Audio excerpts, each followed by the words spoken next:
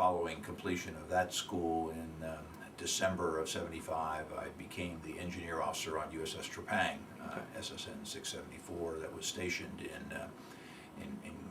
New London, Connecticut at that time, and so my family and I relocated to Connecticut, and I spent 3 years as the engineer on Trepang and made about 3 deployments with Trepang, as well as the kinds of deployments that I had made with LAPON. Trepang was interesting, and it was interesting to be the department head, because as a department head now you have responsibility for an entire department of personnel who are responsible to keep the ship's equipment operating. You're also responsible for, obviously, the training of the officers who are reporting to you as division officers about what it means to be an effective division officer and an effective department head on board a nuclear submarine, and of course trying to motivate those individuals to continue to want to serve in the Navy as well. Trepang was a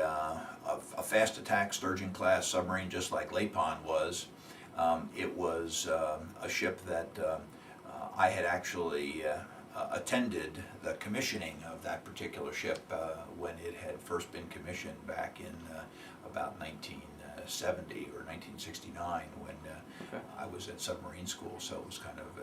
and I had a number of classmates who had been part of the commissioning crew of Trepang, so it was nice to come back and be the engineer after they had completed their first overhaul, because they had just returned before I arrived aboard from Portsmouth, New Hampshire, and had gone through a non-refueling overhaul on the ship. It turned out that much of the work that Trepang had done during one of its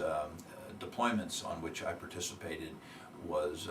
valuable information that had been gathered to support the missions that I ultimately ended up doing on the Parche when I was in command of that particular ship. So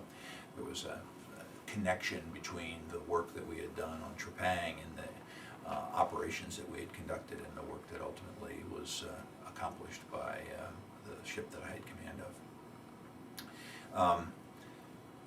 During the period of 75 to 78, or actually 79, when I left Trepang,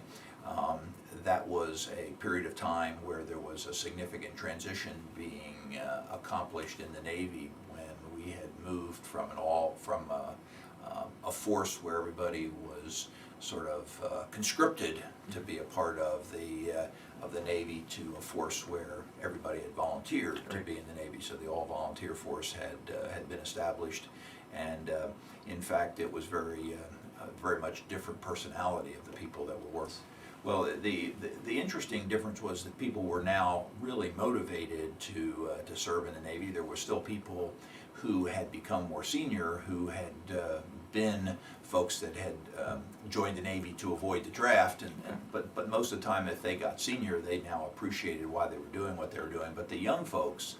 that joined, when they volunteered to be in the Navy, and then you always had been a volunteer to be in the submarine force, so being a volunteer in the Navy and a volunteer in the submarine force, you really had the highest caliber of people that the Navy really had to offer.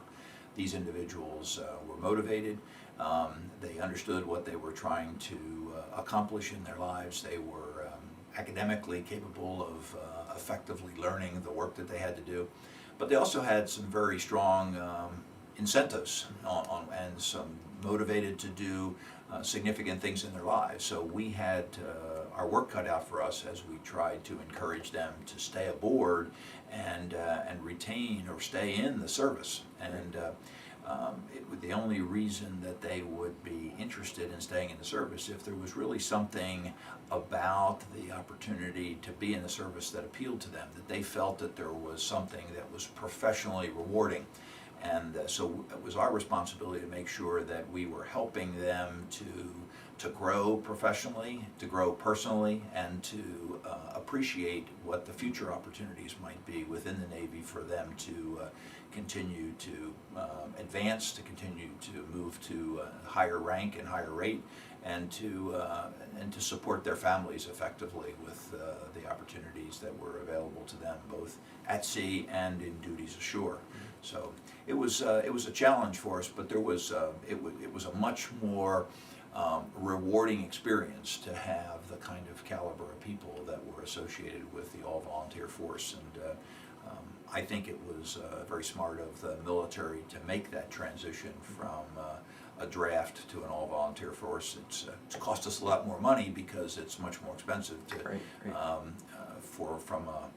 a total compensation perspective, but I think it's the right decision, and it's worked out quite nicely for us in the military.